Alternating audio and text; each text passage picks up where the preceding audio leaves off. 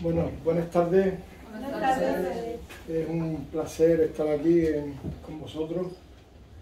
El pastor Leonel me invitó a que os acompañara. Mañana nos vamos a la sierra y bueno, pues expectante por lo que Dios quiere hacer, ¿no? Antes de nada, daros un saludo de Julio Pérez, el presidente de FIBE, de una federación de iglesias donde pertenece Betania, Aposento Alto, que es la iglesia donde sirvo, también de Juan y de Salvi, que son mis pastores, de Esperanza, mi esposa, y de toda la congregación. Que sepáis que ellos están orando por vosotros, sin conoceros, porque ellos oran por todos los lugares donde el Señor me lleva. Y bueno, estoy aquí en México desde el día 18 de enero. Me acompañó mi pastor los primeros días, pues desde la obra querían conocer el mover de Dios. Llevo 4 años viviendo por México y querían saber qué es lo que Dios estaba haciendo por aquí, y lo estuve acompañando en estos días, y después pues ya me ha querido el Señor de un lugar a otro, y el ministerio con el que sirvo aquí, el año pasado incluso le puso un nombre, se llama Bendecidos para Bendecir, y el motivo o el llamado de Dios, así vale, hermano, así vale. El llamado de Dios en este tiempo que ando aquí sirviéndome es animar a la iglesia, llevar un mensaje de parte de Dios a la iglesia, de que los perdidos están fuera, la congregación está muy bien, es el lugar correcto donde Dios nos ha traído, donde tenemos que estar, donde nos tenemos que fortalecer, pero la idea es que salgamos afuera. ¿Se escucha bien con el ruido de la lluvia o no? Que hace un rato mi hermano estuvo orando para que lloviera. Y el Señor trajo la lluvia.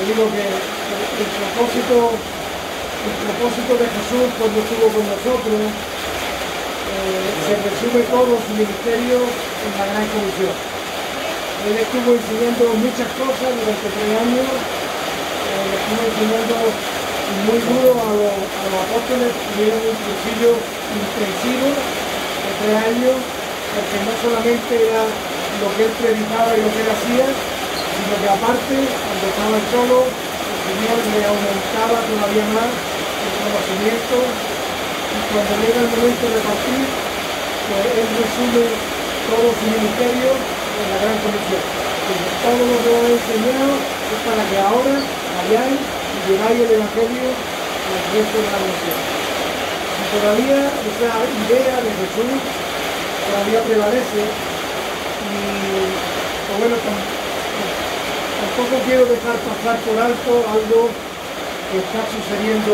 ahora, precisamente en el día de hoy, y es que el mundo está celebrando el Domingo de la Resurrección.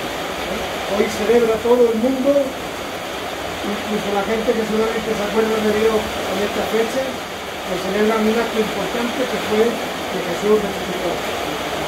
Y durante toda esta semana, conocida también en todos los lugares como Semana Santa, hablan desde el domingo pasado, que se conmemora la entrada de Jesús en Jerusalén, hasta el día de hoy, donde el viernes murió y hoy domingo se celebra que se resucita, pero seguramente no fueron en estas días, de antes de después. Y tampoco es cuestión de hacer ahora un cálculo de cuándo fue realmente, si fueron 40 días antes o 40 días después de la Pascua, y lo importante es cómo la Biblia cuenta todos esos acontecimientos para nuestro conocimiento. Porque lo que más está, que nosotros queramos celebrar ahora estos días como lo celebra el mundo. Hoy un día de mucha alegría, porque Jesús resucitó, tuvimos un día de mucha tristeza, porque Jesús murió. El jueves nos acordamos de cuando estuvo en Getsemaní.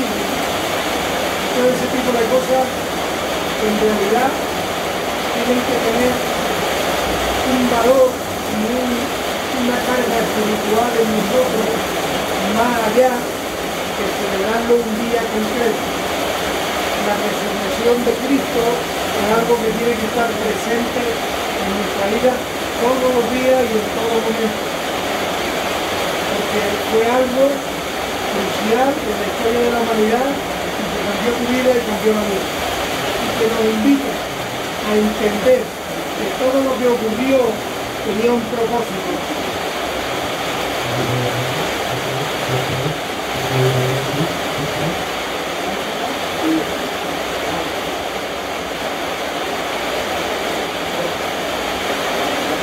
Sí.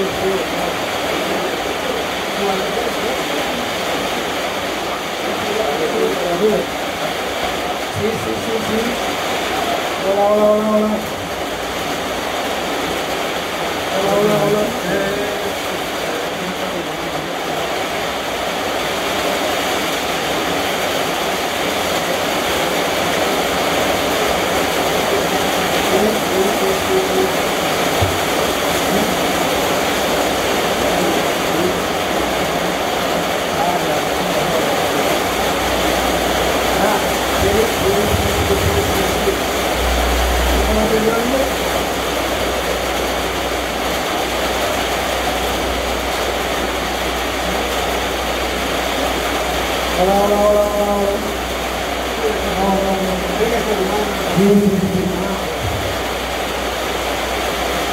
Bueno, pues me acabo de quedar en otro, porque ahora la Biblia la había tenido que poner con el verano.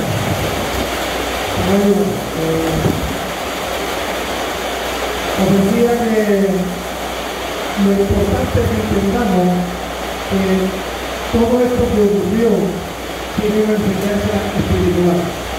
Aparte de la conmemoración festiva o de los yogures, lo importante es el significado de los yogures y cómo nosotros hoy podemos entender estos hechos que ocurrieron y crecer espiritualmente en el conocimiento de Dios, en el conocimiento del plan de Dios. Te digo que esta semana comienza con la entrada triunfal de Jesús en Jerusalén, el domingo pasado, conocido como Domingo de Ramos, y unos días antes incluso Jesús estaba caminando con sus apóstoles y a pesar de haberles dicho en varias veces, en varias ocasiones, anunciando de lo que iba a ocurrir y a veces incluso recordándole lo que la Escritura decía acerca de lo que tenía que ocurrir.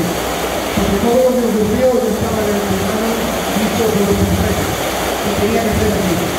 Y Jesús, pensando en la manera tan especial que los apóstoles llamaban, en la manera en que un significado para ellos, entendiendo lo duro que iba a ser cuando los apóstoles decían que él fue desencadenado y demás, él le advirtió que a pesar de todo era necesario y que él para eso había venido, para cumplir el propósito que tenía que ser entregado. De hecho, le dijo que cuando fueron a Jerusalén, después de la Pascua, él iba a ser entregado. Y dice que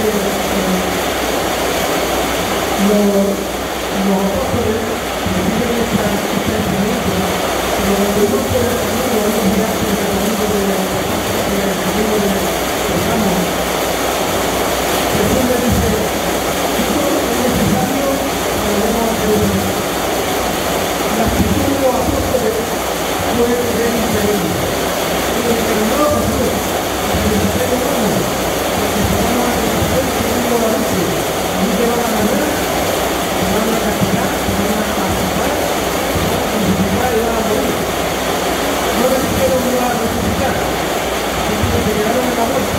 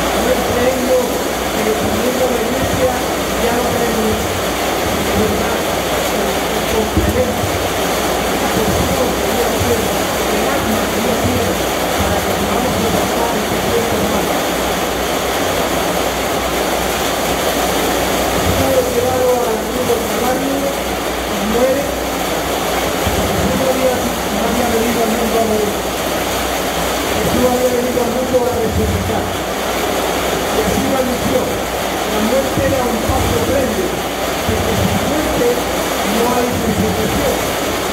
La primera gran enseñanza de estos días es que si tú no mueres, no puedes nacer de nuevo. Y es necesario nacer de nuevo. Recuerdo la conversación de Mateo más 3 en mi iglesia. Que dice, si no nace de nuevo, no puedes estar en el reino de Dios. Lo que tenemos que aprender es que tú y yo en estos años, nos vamos a la cruz, a Jesús, y combinamos con Él, para que vamos a resucitar con Él. Y este domingo de resurrección, que para el mundo solamente se acuerda de Dios en fecha señalada, pero que para ti y para mí es un día especial, el día que morimos a nuestros pecados, que Dios nos dio la paternidad de poder nacer de nuevo. Nosotros tenemos la cultura de Cristo. Jesús no solamente resucita, no solamente muere, sino que lo llevan a sepultar. Pero también la Escritura decía que tenía que pasar 3 días en la tumba, porque Jesús no tuvo miedo. Dice que en esos 3 días él bajó al infierno, removió el infierno, la tumba de muchos que habían muerto, anteriormente, sin la redención, que gozaron de la redención, y que las tumbas se abrieron. Diciendo hubo una revolución. El triunfo de Satanás, imaginaros la maquinación que se hacía con Judas, cómo maquinó a través de Judas entregar al maestro, imaginaros a los demonios riéndose, cuando Jesús dijo en la cruz, el líder de la masa bajanita, ahí entrego mi espíritu, todo se ha consumado. No es, imaginaros, la fiesta de uno de mis tiendas. Imaginaros también la sorpresa cuando él vence a la muerte, vence al demonio, vence a las cosas que nos querían matar. A los 3 días dice que las mujeres, tantas notas, 24, que las mujeres van al sepulcro. Cuando llegan al sepulcro, se encuentran, iban pensando, y ahora cuando lleguemos vamos a abrir el cuerpo de Jesús. No lo habían podido hacer por el trabajo, no podían hacer el ruido que no podían hacer nada. Esperaron que pasara el trabajo para ir a abrir a Jesús. Y cuando iban por el camino iban pensando, ¿y cómo no vamos a mover la piedra? Porque habían puesto delante del sepulcro una piedra enorme para que nadie la pudiera mover y nadie pudiera robar. Pero ¿cuál fue la sorpresa cuando las mujeres llegan y la piedra del sepulcro estaba removida? ¿Pensáis que la piedra estaba quitada para que Jesús no hubiera podido salir? Porque si la piedra no lo hubieran quitado, Jesús no hubiera salido, no tiene ningún sentido. La piedra se movió porque la necesidad de las personas, el experimento que el mundo pone, era quitar. La piedra se removió por ti y por mí. Él no necesitaba abrirlo todo. Él, de hecho, fue un tránsito cuando las mujeres llegan, no ven el cuerpo de Jesús, se asustan, se entristecen, porque piensan que han robado, con la angustia que tienen, y no saben de la ministra, y dicen, no, se ha cumplido lo que el mismo Jesús decía, que era necesario morir, porque el Señor no podía resucitar. Y con esa alegría van y se lo comunican a los apóstoles, que la habían escuchado de Jesús, pero no se lo creían. Se lo habían creído mientras que él se lo contaba. Pero cuando ocurrió, el pensamiento era, ¿y qué es lo que quiso decir? Porque la realidad es que nuestros ojos lo han visto en una cruz clavado, muerto y enterrado. ¿Qué es lo que nos quería decir con que iba a resucitar? Estaría hablando de algo que no sé. Era una realidad. Hermanos, si todavía tú no has recibido el Espíritu Santo, el Espíritu Santo todavía no mora en ti, pídeselo a Dios. La palabra dice que quien quiera el Espíritu Santo, que se lo diga a Dios. Ora por fe. Nuestro pastor será la oportunidad, el momento, la hecho, no lo sé, yo no sé cómo estáis en este sentido. Pero si no ha recibido, si alguno de vosotros no ha recibido el Espíritu Santo, que lo pida, porque el Señor quiere morar en nosotros. El Espíritu Santo quiere hacer una morada en ti y en mí, y además es necesario, no es una opción, no es en unos sí y en otros no. El que no reciba el Espíritu Santo se va a quedar como los apóstoles antes del día de Pentecostés. Que vamos a escuchar la palabra, la vamos a entender con nuestra mente, la vamos a creer, porque creemos firmemente en que lo que está escrito en la Biblia es verdad. Pero cuando llegue la hora de la verdad, la duda nos va a saltar. Vamos a decir realmente qué es lo que es. Porque Jesús, una de las cosas que decía con respecto a la resurrección, decía por consolarnos, ¿sabes qué? Es necesario que yo me vaya, porque cuando yo me vaya, mi Padre enviará al Consolador, al Espíritu Santo, y Él será quien nos dé testimonio de mí. Y no es que el Espíritu Santo predicara mejor que Jesús, sino que el Espíritu Santo trajo poder a la vida de las personas que lo recibieron. Y lo que en principio habían creído en su mente, porque ellos creían firmemente en que lo que Jesús decía era verdad, porque además muchas de las cosas que le dieron a hacer, vieron que era un ser sobrenatural. Una persona no puede multiplicar los panes y los peces, como dice Jesús, ni andar sobre la agua, aunque también te recuerdo que Pedro también anduvo. O sea que si Pedro anduvo, nosotros también podemos hacerlo. Lo único que hace falta es activar la fe. Por eso no te digo que la próxima vez que vayas a Acapulco te pongas a andar por encima de las mares porque te va a hundir. Porque además no es un poder para exhibirte, es un poder que va más allá de lo que es la exhibición, el concepto humano de esto, ¿no? Jesús resucita y se le vuelve a aparecer a los apóstoles. Hoy comentaba en la iglesia donde hemos estado antes que en Lucas 24 también habla de los discípulos de Maús, de estos hombres que iban camino de Maús, desilusionados. Habían vivido 3 años una aventura tremenda, habían vivido una experiencia sobrenatural, habían caminado al lado de Jesús, lo consideraban el Mesías, sabían quién era, lo habían visto hacer grandes señales, prodigios, habían escuchado que las cosas iban a suceder así, pero cuando lo vieron muerto dijeron, ya. ¿Cuántos cristianos? A veces nuestra fe se debilita porque creemos las cosas en nuestro corazón, no las creemos en nuestra mente, no las creemos en nuestro corazón. Gracias, hermano. El Espíritu Santo es el que trae convencimiento a nuestras vidas de que las cosas de Dios son reales, no son una fantasía, no son unas promesas sin sentido, son una realidad. El Espíritu Santo es lo que hace posible que el Señor pueda ministrar nuestra vida en todo momento. De hecho, el día de Pentecostés, cuando ellos reciben el Espíritu Santo, es cuando realmente entienden todo el ministerio de Jesús en esta tierra. Que te digo, no fue venir a morir, fue venir a resucitar, fue venir a vencer a la muerte y al pecado, a que la muerte ya no tuviera poder en nosotros, a que el pecado ya no tuviera poder en nosotros, porque Él lo venció en la cruz del Calvario. Hay un pasaje que a mí me apasiona de una manera sobrenatural, y no quiero que toméis esto como algo doctrinal.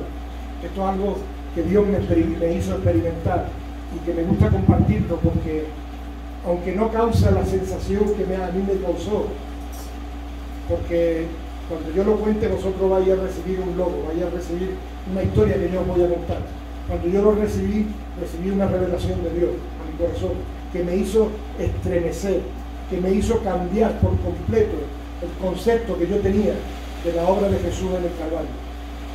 Y se trata de los días que Él estaba en Getsemaní, o el día que Él estaba en Getsemaní, momentos antes de ser entregado, donde sabéis que Él le pidió a sus discípulos, a 3 de sus discípulos, que lo acompañaran a orar, porque venían una hora difícil, y Él quería preparar el corazón de sus discípulos para que pudieran soportar a lo que Él estaba destinado a hacer. Y dice que Él se apartó a orar y estuvo orando al Padre, vino y se encontró a los discípulos dormidos Y a veces así estamos nosotros, no le damos importancia, estamos dormidos ante las cosas de Dios. Y Jesús dice que en ese momento de soledad, a solas con el Padre, Él dice: Padre, si es posible que pase de mí esta copa. Pero al renglón seguido dice: pero que no se haga mi voluntad, sino la tuya. Durante mucho tiempo yo pensé que Jesús pensaba en ese tiempo, estaba pensando: ahorita me van a bajar, me van a llevar al pretorio, me van a escupir, me van a dar latigazos, me van a denigrar, me van a insultar, me van a poner una corona, me van a llevar al Calvario, van a clavar mis manos y mis pies en una cruz, van a clavar una lanza. Él sabía todo. Tú lees Isaías, todo eso está escrito de que iba a ocurrir, y él sabía, Y yo pensaba: si él bajó del cielo con ese conocimiento de que le iba a ocurrir, no es posible que tuviera miedo. No era algo nuevo, no lo había pensado en ese momento por primera vez, y nunca entendí qué le ocurrió a Jesús para que se angustiase de tal manera que llegase a sudar sangre. Médicamente está comprobado que la angustia extrema, el estrés extremo ante una situación que se te va a escapar de las manos, que va a ser superior a tus fuerzas, puede producir en ti ese acto de que el cuerpo sude sangre. Se puede llegar a ese momento de angustia a donde Jesús llegó. Y cuando estaba yo meditando sobre estas cosas, una de las muchas veces que lo hice, el Señor me reveló que lo que Jesús realmente estaba pensando en ese momento era en el tiempo donde Él, en la cruz del Calvario, iba a estar por primera vez y única vez separado del corazón de Dios. Iba a haber un momento donde su vida iba a estar por completo desconectada de la vida de Dios, donde Él iba a sentirse abandonado, donde Él iba a exclamar: Elí, Elí, lama sabactani. Padre, Padre, ¿por qué me has abandonado? Él se sentiría, sabía que dentro de un instante, o de un día, o de dos, o del tiempo que fuera, durante un tiempo concreto, Él iba a estar lejos y se iba a sentir abandonado de Dios. Y Él pensaba: ¿cómo voy a poder soportar el vivir 2 horas, no sé el tiempo que duró, o el tiempo que fuera, lejos de la presencia de Dios? Recuerdo que cuando Dios empezó a ministrarme sobre ese momento, sobre ese pensamiento de Jesús, que te digo, no es doctrinar, no tomarlo como doctrina, te hablo de una enseñanza de Dios a mi vida. Y te digo que es una enseñanza de Dios a mi vida, porque cuando yo meditaba sobre esto, Dios me preguntó: Manuel, ¿cómo puedes vivir tanto tiempo indolente, lejos de mi presencia? ¿Cómo te puedes distraer con tanta facilidad? ¿Cómo puedes estar pensando en, yo qué sé, en la reparación del carro, pues, y olvidarte de que eres mi hijo, de que tengo un plan para ti, de que tú tienes un propósito? A Jesús le angustió el pasar 1 hora fuera del corazón de Dios. ¿Cuánto tiempo en nuestra vida, cuántas horas al día pasamos dedicándonos a nosotros mismos, sin darnos cuenta de que somos hijos de Dios? Somos diferentes. Tú y yo no somos del mundo. Jesús lo dijo, no lo digo yo. Jesús dijo: no son del mundo, Padre, como yo tampoco soy del mundo. Y también dijo: no te ruego que los quites del mundo, te ruego que los apartes del mal. Que los guardes, no que los apartes, que los guardes del mal. Luego, esa oración de Jesús es efectiva, y vivimos en un mundo de maldad, pero estamos resguardados por el poder del Espíritu Santo, por la oración poderosa de Jesús, que oró porque nos guardara en estos tiempos difíciles, porque en estos tiempos complicados que estamos viviendo, Jesús ya oró por nosotros, para que esta maldad que está afectándole a la gente de ahí fuera, nosotros estemos resguardados de ella, no exentos. Vamos a sufrir igual que ellos. Cuando vengan enfermedades, vino la pandemia y muchos cristianos se contagiaron. Vienen enfermedades y muchos cristianos. Hay terremotos y muchos cristianos mueren. Si hubiera una guerra, cayera una bomba, muchos cristianos morirían también. El ser cristiano no está exento de sufrir las penalidades. Pero viene el enemigo atacando a este mundo para sacarlo de la voluntad de Dios, y tú y yo estamos protegidos. Porque hay ángeles alrededor nuestro que están ministrando nuestras vidas para guardarnos de ese mal que corrompe a este mundo. Pero para ello nuestro corazón tiene que estar unido al corazón de Cristo. Para eso nuestra mente tiene que estar unida a la mente de Cristo.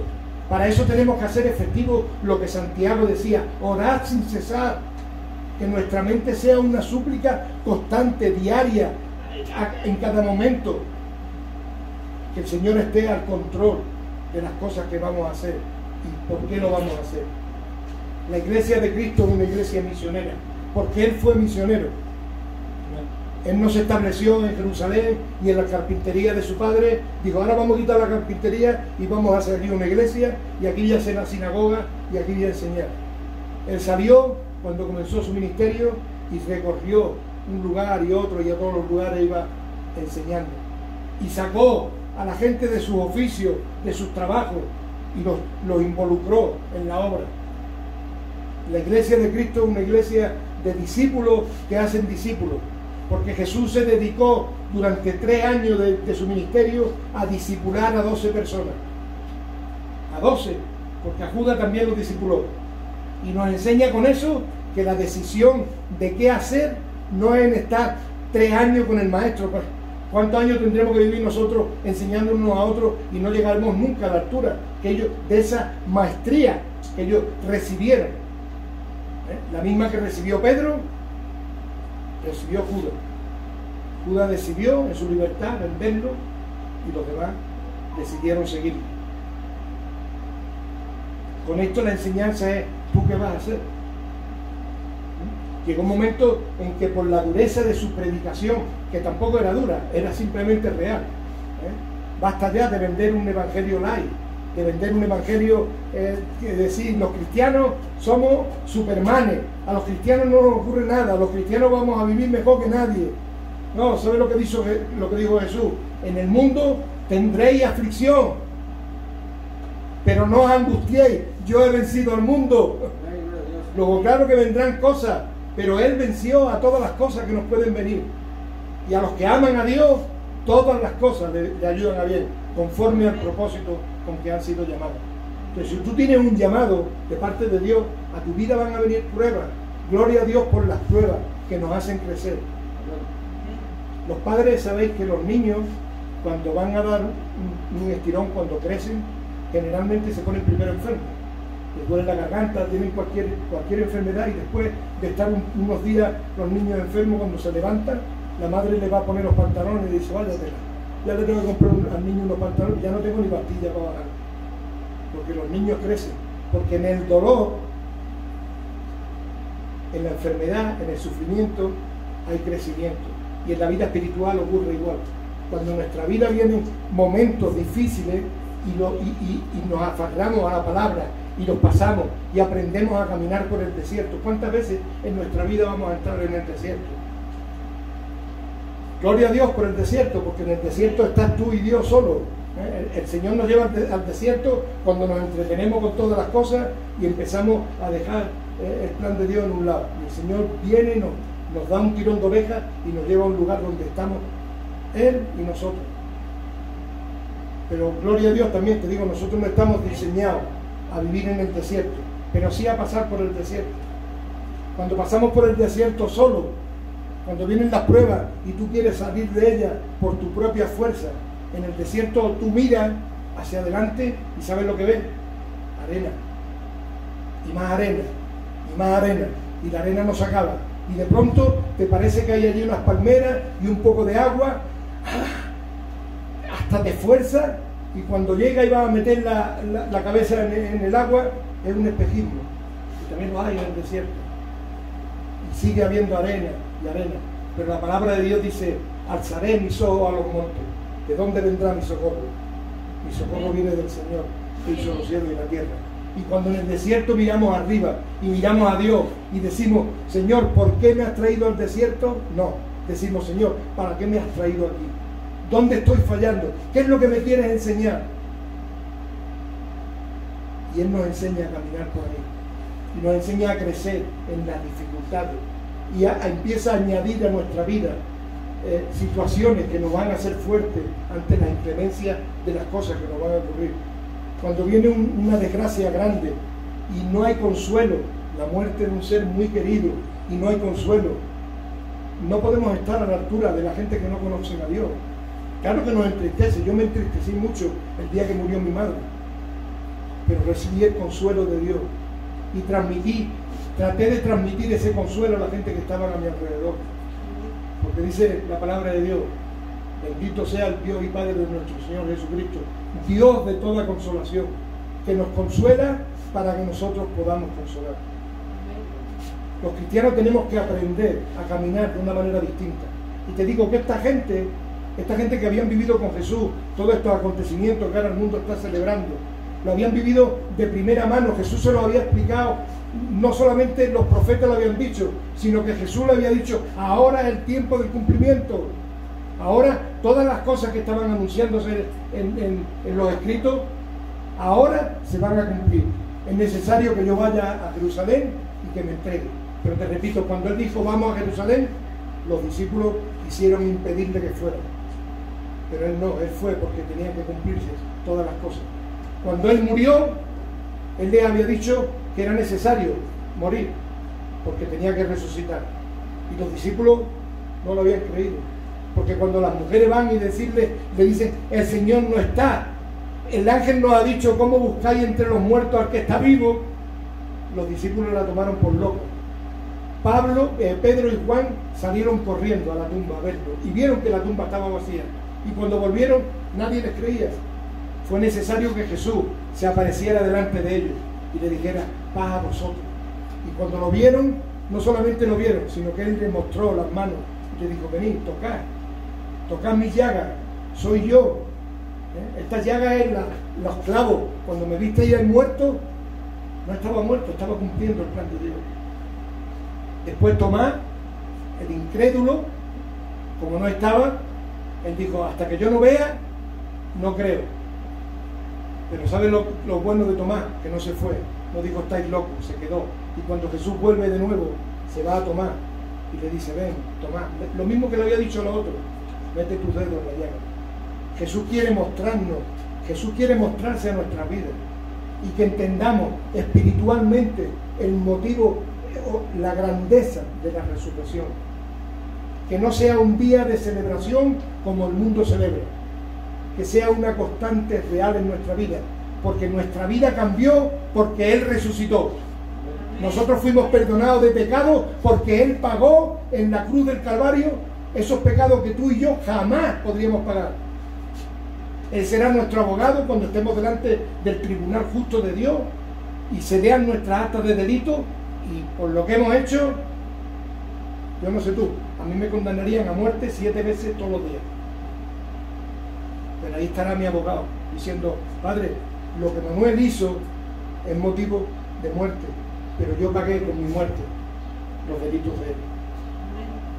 Y seremos libres y podremos entrar confiadamente al trono de gracia. Gracias a Dios por ese día que Jesús murió.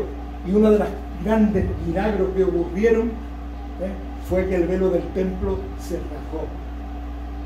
Que la presencia de Dios, que estaba en el lugar santísimo donde era imposible de entrar, la muerte de Jesús hizo que ese velo se rasgara y nos dio entrada confiadamente al trono de la gracia. Hoy día podemos estar delante de Dios. Mira, a mí me molesta muchas veces, no me molesta porque, pero sí me choca, no me gusta que la gente me hable de usted. Hoy he entendido que ya no le voy a decir a nadie que me hable de usted, o que me hable de tú en vez de usted, que me hable como quiera, porque he visto que hasta orando a Jesús en México le habláis de usted, y veo que bueno, que no es, va más allá de un tratamiento, va en un entendimiento, en la cultura del pueblo, y yo no soy quien para quitaros vuestras costumbres, así que háblame como os dé la gana. Yo peleaba, no me digo de usted, háblame de tú, pero veo que no, que va más allá de la simple palabra, es una anécdota, ¿no? Pero que el Señor no deja de enseñarte, ¿no? Te digo, ocurrieron grandes cosas. El día de la resurrección de Cristo fue un día glorioso para nosotros, no porque Cristo resucitara, sino porque venció la muerte. Y es necesario entender que los valores del reino no tienen nada que ver con los valores del mundo. El mundo mide las cosas de una forma totalmente diferente a como debemos de medirlas tú y yo. en el mundo y en países donde la figura del hombre es España, México, países donde el macho ibérico, en España se habla del macho ibérico, el hombre es un tío fuerte, ¿no? El hombre no llora, lloran los llorones, el que llora es el flojo, y la palabra de Dios dice, bienaventurados los que lloran, porque ellos recibirán consolación. Porque ese llanto no es un llanto de queja, ese llanto es un llanto de alegría. Yo recuerdo el día que recibí el perdón de pecado, que me tiré al suelo y lloraba que hasta los mocos, con perdón, hasta los mocos se me caían. Pero ese llanto trajo una liberación a mi corazón que jamás, nunca había experimentado. Sentir el perdón de Dios en mi vida fue algo crucial. ¿Cuántas veces estoy leyendo la palabra y cuando me doy cuenta estoy llorando? Pero estoy llorando de alegría, estoy llorando no lloro de tristeza, lloro de alegría, de decir, qué grande eres, Señor. Que siendo yo como soy, haciendo las cosas que he hecho, ¿cómo te fijaste en mí? ¿Cómo moriste por mí? Porque ¿sabes qué? Nosotros muchas veces no es fácil juzgar a la gente del mundo. Ese es un borracho, aquel es un maltratador, ese merece morirse porque maltrata a no sé quién o hace no sé cuánto. Si Jesús nos hubiera mirado así, yo no estaría aquí. Porque cuando Jesús me amó, yo era lo más vil y menospreciado. Ni yo mismo me quería. Antes de yo convertirme, mi vida había llegado a tal deterioro que yo únicamente deseaba morirme. No me quitaba la vida porque era un cobarde. Pero yo deseaba morirme, no quería vivir como vivía. Estaba ya desesperado. Y en esa situación de maldad que yo vivía a mi alrededor, Cristo me amó. Cristo mandó gente a que me rescatara. Y eso debe de ser nuestra constante. No juzgues a nadie. Dios no juzga a nadie. Ni te juzgó a ti, ni juzga al que tú estás juzgando. Ámalo. Jesús aborrece el pecado, como tú y como yo, pero ama al pecador. Y a eso estamos llamados. Cuando Jesús resume toda la Biblia y todos los profetas en amarás al Señor tu Dios con toda tu alma, toda tu mente y todo tu corazón, y al prójimo como a ti mismo, se está refiriendo a esas cosas. El prójimo es todo el mundo, el que entendemos y el que no entendemos, el que amamos y el que no amamos. Jesús nos enseña en estos días que te digo que el mundo celebra la Semana Santa, la importancia del perdón. Algo que se consumó en la cruz del Calvario, cuando los escarnecedores, cuando la gente que la habían agarrado, la gente que la habían vituperado, la gente que estaban deseándole que muriera, la gente que se rieron cuando el centurión le clavó la lanza en el costado, cuando vio que salió hasta la última gota de su sangre, toda esa gente que estaban allí mofándose de lo que estaba ocurriendo, ¿sabes cuál fue? Las palabras de Jesús: Padre, perdónalo, porque no saben lo que hace. Y el mundo no sabe lo que hace. Tú y yo sí sabemos lo que tenemos que hacer. Y pecar no es simplemente no hacer lo malo. Pecar es dejar de hacer lo que tú sabes que tienes que hacer y no haces. Por eso tenemos que tomar conciencia del privilegio que tenemos, pero también de la responsabilidad que tenemos. Si somos hijos de Dios, cumplamos con el deseo de Dios. Un buen hijo es el que hace que su padre se sienta satisfecho de él porque es obediente. La mayor enseñanza de la muerte de Jesús es que fue obediente, porque dice, fue obediente hasta su muerte y muerte de cruz. Y lo único que Dios demanda de ti y de mí es que lo obedezcamos. Que seamos fieles a su palabra, que nos demos cuenta del privilegio que tenemos. ¿Cuánta gente quisieran tener? Hay gente que tiene mucho dinero, muchísimos millones, pero lo que tenemos tú y yo, ellos no pueden decir, ellos no pueden recitar el salmo de en paz me acostaré y asimismo dormiré, porque solamente tú, Señor, me haces vivir confiado. Eso solamente lo puede decir el Hijo de Dios, que antes de irse a dormir busca al Padre y le dice: Padre, perdóname por donde me he equivocado. Y cuando tú te pones a cuenta con Dios, haz así y bueno, como el angelito. Yo siempre he dormido antes, cuando no conocía a Dios, dormía como los niños chicos. Cada 2 horas me despertaba llorando. No duerme así un niño se duerme y a las 2 horas ya está reclamando, así dormía yo. Ahora no, ahora duermo y duermo en paz, porque sé que, aunque me haya equivocado, mi corazón está en hacer la voluntad de Dios. ¿Vale?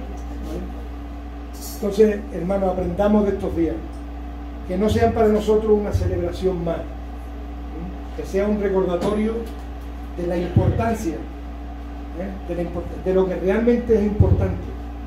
Porque mira, Dios nos puede llevar en nuestro ministerio a ser gente importante ante los ojos del mundo. Los grandes predicadores que arrastran masa, o no sé, la gente que tiene un ministerio visible, que es admirado por todo el mundo, que Dios nos guarde de la vanagloria, de creernos que lo importante es llegar ahí. No. Lo importante no es lo que nosotros hagamos, lo importante es lo que Jesús hizo, que dejó el cielo y vino y murió por ti y por mí. Y si no fuera por eso, lo demás ya no tendría ningún sentido. Eso es lo que realmente le tenemos que recalcar. Cuando alguien quiera halagar nuestra vida, que nos diga, decirle, no, ¿sabes qué? No me den las gracias a mí, dale las gracias a Dios. Porque sin Él, yo no podría estar aquí. Si Cristo no me hubiera rescatado, estaría en México haciendo cosas muy diferentes. Seguramente no estaría, porque llevo 32 años de vida regalada. Porque cuando yo llegué a Cristo me faltaba un cuarto de hora para morirme. Estaba ya en la última. Literal, no es una fantasía, no es una exageración. No, ya llevaba, ya no sé, ni me acuerdo. Yo era drogadicto, no me acuerdo ni los días que llevaba ya sin comer, durmiendo a rato, droga. Mi mente me amartillaba de tal manera, viendo cómo mi vida se había deteriorado. Me quedaba un rato, pero Dios tuvo misericordia. Me aguantó hasta el último momento. Y en esa situación me amó. En esa situación donde yo era lo peor, mandó a buscarme. Luego no le digas nunca a Dios que no, cuando te mande a buscar a ese que el innombrable. No quiero ni pensar en él. Si Dios te dice ve y ora por él, ve aunque se ría de ti. Obedece lo que Dios traiga a tu corazón, hazlo. Porque la decisión que Él tome no va a depender de ti. De ti va a depender que hagas y que obedezcas lo que Dios te diga. Lo que va a hacer con lo que tú hagas o con el acto que tú hagas de parte de Dios, va a ser Él. Que tome, te digo, el ejemplo, ¿no?, de Judas. Siguió la misma enseñanza. En la cena de la Pascua tuvo la oportunidad de arrepentirse, sabiendo que Jesús sabía, porque no lo acusó con el dedo, pero lo descubrió. ¿Y sabes qué hizo? Se levantó y fue a cumplir el plan de Dios que pasaba por ahí. Hay veces que dicen que Judas fue un instrumento necesario, porque si Judas no hubiera vendido a Jesús, el plan de Dios no se hubiera llevado a cabo. Eso es una falacia. Judas no estaba condenado. Judas estaba predestinado a salvarse igual que tú y que yo. La decisión de condenarse fue suya.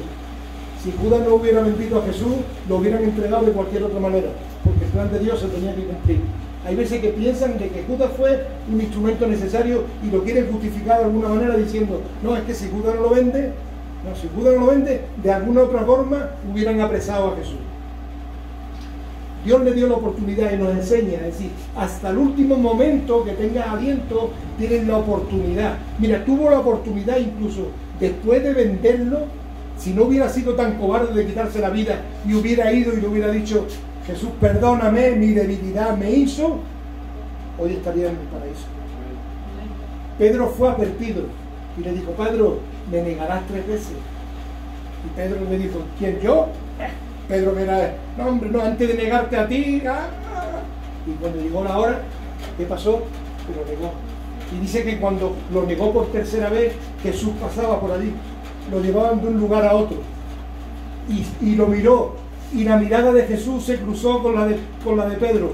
Y yo pienso en ese momento, y sé que en los ojos de Jesús no hubo ningún reproche de decirle, Pedro, ¿qué? Tú eras el que no me iba a negar, mira.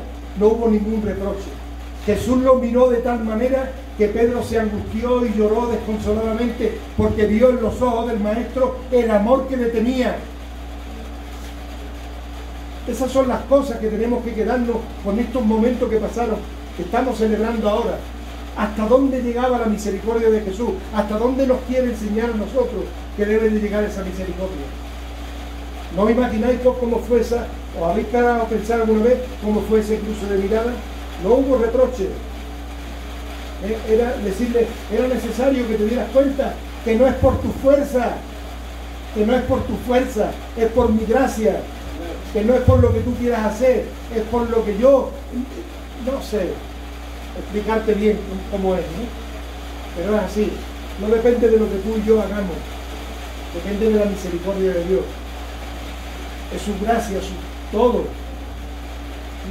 Y te digo, somos unos privilegiados, porque todo esto que le ocurrió a estos chicos, le ocurrió porque no tienen el regalo, o no tenían todavía el regalo que tú y yo tenemos, que es el Espíritu Santo. Porque si el Espíritu Santo hubiese estado en ellos en ese momento, ellos se hubiesen dado cuenta de que todo entraba dentro del plan de Dios. Pero Jesús le dijo, es necesario que os vayáis. Antes los comisionó y le dijo, pero no iros de cualquier manera, os falta lo más importante, que es el Espíritu Santo. Y Jesús le dijo, es necesario de que yo me vaya para que mi Padre envíe el Consolador y Él os dará testimonio de mí. Si ya testimonio había dado Él, Jesús, pero te digo, sin el Espíritu Santo el conocimiento se queda aquí, en la mente. El Espíritu Santo es el conductor de los pensamientos hacia el corazón. Sobre toda cosa guardada, guarda tu corazón, porque de él mana la vida. Cuando hablo del corazón no hablo del aparato que nos hace, ¿no? Hablo de la esencia de Dios, del Espíritu de Dios en nosotros, lo que nos da vida, el aliento de vida que en el huerto del Edén Dios insufló en esa figura de barro que hizo cuando creó a Adán y Eva. Él sopló el aliento de vida, ¿no? En ese aliento que vino en el valle de los huesos secos, en la visión que tuvo el profeta, cuando vio cómo esos huesos de nuevo tomaban vida, cuando el Espíritu de Dios los rehabilitó, los revitalizó. Y eso es lo que ocurre en nuestra vida. Cuando ellos recibieron el Espíritu Santo el día de Pentecostés, todo el miedo se acabó, todas las dudas se acabaron. Ellos empezaron a predicar con poder. Las enseñanzas de Jesús se hicieron carne en ellos y hablaban por su boca como si Jesús fuese quien hablase. Y los hijos de Dios hablamos por nuestra boca lo que el Espíritu Santo influye en nosotros, que nosotros digamos. Hay predicaciones muy bonitas que salen de la inteligencia, ¿no? Hay otro tipo de predicaciones que salen del corazón de Dios hacia ti. Si os dais cuenta, yo no he abierto la Biblia, entre otras, no la he abierto porque te digo, me habéis quitado el único arma que tengo. Pero no importa, sé de lo que hablo, porque es lo que vivo, lo que experimento. Y Dios sabe lo que quiere comunicarlo a vosotros. Yo me siento honrado de que Dios use, dice que en la antigüedad, ¿no? Dios habló a través de un burro y hoy se vuelve a cumplir hoy se vuelve a cumplir esas cosas, ¿no? Amar a Dios sobre todas las cosas, la cosa más importante de todas estas cosas, que la resurrección de Cristo, el acto de vencer a la muerte, el acto de darnos una vida nueva, sea algo que en nuestro corazón sea una constante diaria. Que el domingo de resurrección sean todos los días de nuestra vida. Que aprendamos a entender que si no morimos, no podemos nacer. Dice que el grano de trigo cae en la tierra y muere. Y cuando muere, da fruto. Mientras que está tal cual, ahí se queda. Pero cuando tú lo metes dentro, la tierra lo presiona, viene el agua, viene y se rompe, crece la vida. Y así tiene que ocurrir en nosotros. Tenemos que subirnos a la cruz con Jesús, morir con Él y resucitar con Él. Eso es algo espiritual. Ese es el nuevo nacimiento. Y entonces, decía yo esta tarde que hay un canto que dice el mundo atrás y la cruz delante. Así caminamos durante mucho tiempo. dejando el mundo atrás, ya las cosas del mundo las hemos dejado y ahora vamos camino a la cruz, porque en la cruz fue donde todo se consumó. Ahí es donde Dios dijo, donde Jesús exclamó: Padre, todo se ha consumado. Palabra suya, todo ya. Tu plan ya se ha llevado a cabo. Ahora viene nuestra parte. Ahora llega el momento en que llegamos a la cruz y decimos: Padre, yo me quiero subir contigo. Porque si sufrimos los vituperios de Cristo, recibiremos de su gloria. Y moriremos con Él y resucitaremos juntamente con Él. Y se cumplirá lo que la Escritura: el que es nacido en Cristo, nueva criatura es. Las cosas viejas pasaron y todas son hechas nuevas. Y es necesario nacer de nuevo. Se lo dijo Jesús a Nicodemo y nos lo dice a cada uno de nosotros. No basta con ver el reino de Dios, es necesario entrar en el reino de Dios. Y para eso es necesario nacer del agua y del Espíritu. Por eso anhelemos el Espíritu Santo, porque el Espíritu Santo es el que va a marcar la diferencia. El Espíritu Santo es el que va a hacer que nuestro yo mengue y que Jesús crezca.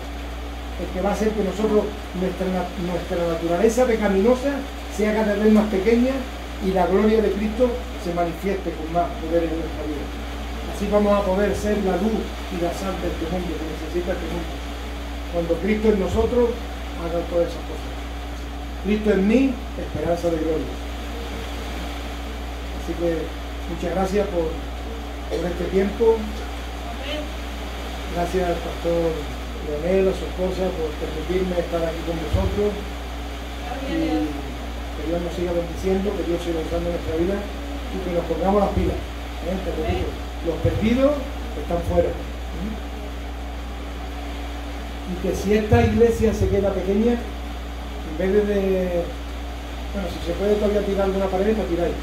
Pero cuando tiréis la pared ya no haya más pared, mejor abrir una iglesia dos calles más para allá y seguir trabajando. Discípulos que hacen discípulos. Dios nos bendiga. Gracias, Padre. Gracias, Señor, por tu misericordia. Gracias por tu perdón, Señor. Gracias por tu muerte, por tu resurrección. Gracias por habernos traído hasta aquí, Señor. Gracias por la seguridad que tu Espíritu Santo trae a nuestra vida, de tus promesas, Señor. Hoy nos queremos apoderar de una especialmente, convencernos de que, como dice tu palabra, aquel que comenzó la buena obra en nosotros, la terminará. Y en esa seguridad de que tus propósitos en nuestra vida se van a culminar, te pedimos, Señor, que tú sigas, Señor, bajando nuestra guardia para poder entrar hasta lo más profundo de nuestro corazón, Señor. Que cuando nosotros te abramos la puerta del corazón, Señor, no te abramos solamente la parte que nos interesa, Señor. Que nos demos cuenta que contigo no se puede jugar con una en la mano, Señor. Contigo no se puede jugar con un plan B, porque tú conoces, Señor, las intenciones de nuestro corazón, Señor. Así que te pedimos, Padre Santo, que nos ayude, Señor, a rendirnos a tu voluntad. Que nos enseñe lo único que tú demandas de nosotros, obediencia. Que seamos como el Hijo, Señor, como nuestro Maestro, como Jesús, obedientes, Señor, hasta el final. Que no hagamos lo que nosotros queremos, sino lo que tú quieres que hagamos, Señor. Enséñanos tus planes para que nosotros podamos andar en ellos. Bendice esta congregación, Señor, bendice a cada uno de mis hermanos, a su familia, a los que no están hoy, a los que todavía están por venir, Señor. Como bendecimos en el nombre de Jesús. Amén. Amén. Y bueno, ahora, una vez que termine el culto, dentro del ministerio de Bendecidos para Bendecir, que es donde Dios me trae a servir aquí, tenemos un programa, no se llama de como quiera, que se llama Biblias con propósito. Es bueno que la palabra de Dios corra hasta lo más, hasta el último rincón. Si alguno no tenéis Biblia, nosotros la vamos a regalar, ¿vale? Pero hay una Biblia concreta que quiero que tengan, que quien se atreva o quien sienta el compromiso, porque vaya a adquirir un compromiso. Estas son, te digo, Biblias con propósito. Esa Biblia no la entreguéis a cualquiera. No piense, cuando tú la agarres, no piense, mi prima no tiene, se la voy a llevar, mi madre, mi vecino no tiene, se la voy a llevar. No, si la necesitas, yo también te la voy a dar. Pero esa concretamente, esa Biblia que vamos a denominarla así, Biblia con propósito, tú la agarres, la guardes en tu casa, busques de Dios y que sea Dios quien te guíe a qué persona se la tienes que dar. Mientras Dios no te diga, llévasela a fulanito, déjala 1 mes, 2 meses, el tiempo que sea. Te va a ayudar, entre otras cosas, a orar. Cuando la veas, te la pones delante y busca, Señor, muéstrame a quién quieres que le regale esta palabra. Porque verás, mira, la palabra de Dios, el libro más vendido en el mundo, el que más traducciones ha hecho, el que más a más idiomas se ha traducido es la Biblia. El bestseller de los bestsellers, pero no un libro cualquiera. Cualquier libro que tú puedas leer, todos los libros te informan, pero solamente la palabra de Dios te transforma. Todos los libros pueden traer mucha información, pero solamente la palabra de Dios puede traer transformación. Cualquier libro tiene muchas cualidades, vamos a decir algo. Cualquier libro tú lo agarras y lo lees. La Biblia también lo puedes hacer, pero tiene una particularidad, que si tú vas con fe a la Biblia, tú no lees la Biblia te lee a ti. Y va a ver reflejada en ella, en la palabra va a ver reflejada tu vida, tu salida, lo que tienes que hacer. Cuando estás ante una situación, Dios te va a llevar algo que te va a dar una luz para que te comportes y hagas ¿no? Y te va a decir, si lo haces así, este va a ser el resultado. Si lo haces así, este va a ser el resultado. Y el libre albedrío es que nosotros vamos a escoger qué es lo que creemos. Por eso tenemos que darnos cuenta de que este libro, aunque la Biblia que os voy a regalar es una Biblia que a mí, gracias a Dios, me ha costado barata porque me han hecho una buena oferta y demás, pero tiene un valor incalculable. Y quiero que cuando tú la tengas, no pienses en que hay Biblias más bonitas que tienen la pasta más... No. Lo importante no es es el contenido, no el continente, es el contenido, ¿no? Y como yo le decía a los hermanos antes, y así me lo mostró el Señor, si tú regalaras la piedra más preciosa del mundo, de más valor, no la darías de cualquier manera, ¿no? No le dirías, toma, tú la agarras y dices, una piedra, vale, ¿será un diamante o no creo? Porque si fuera un diamante, de modo de que tú me regalas un diamante, será bisutería o será yo que sé qué, ¿no? Pero esto no es bisutería, ¿eh?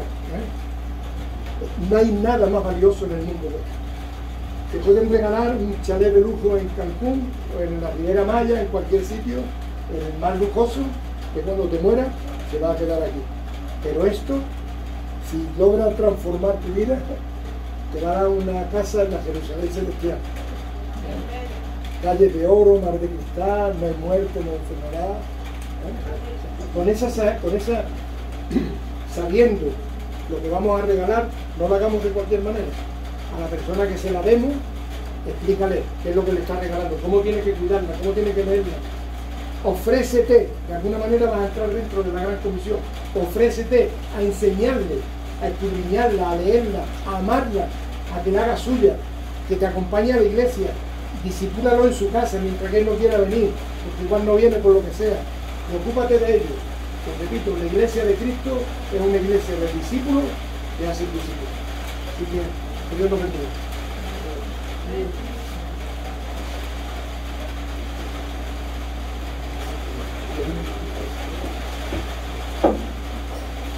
Hermano, que alguien te eche una mano y te trae en la caja de Biblia, no sé si para uno hay suficiente, sino nada más. Antes esa y... ¿Qué más? ¿Qué más me traigo?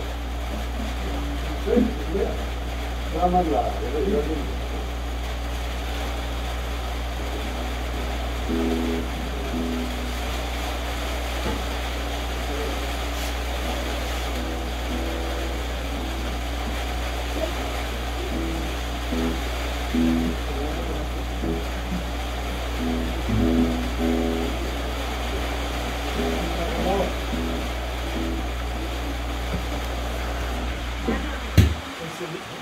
No.